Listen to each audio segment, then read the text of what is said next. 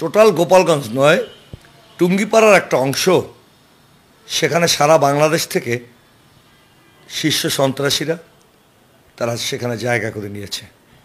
আমরা দেখেছি 5 তারিখের পর যারা পালিয়ে যেতে পারেনি, আমরা শুনেছি সেই সমস্ত সন্ত্রাসীরা ওই এলাকায় জায়গা করে নিয়েছে। টোটাল গোপালগঞ্জ নয়, টুঙ্গিপাড়া তার আশেপাশের কিছু এলাকায় আমরা শুনতে পেরেছি, জানতে পেরেছি, এবং বিভিন্ন মাধ্যমে, যেহেতু আমাদের কাছাকাছি জেলা, যে আমরা শুনেছি সারা বাংলাদেশের শীর্ষ সন্ত্রাসীরা, আওয়ামী সন্ত্রাসীরা যারা পালিয়ে যেতে পারেনি, তারা ওই অঞ্চলে বিভিন্ন বাড়িতে বা বিভিন্ন এলাকায় তারা ঘাঁটি গেড়েছে। এবং তারই আমরা প্রমাণ পেয়েছি।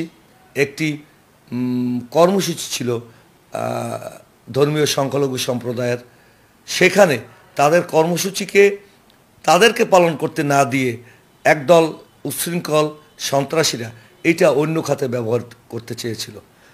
পাশাপাশি আমরা বাংলাদেশের যারা গণতান্ত্রিককামী মানুষ, তারা মাঝে মাঝে শঙ্কিত হয়ে যায়।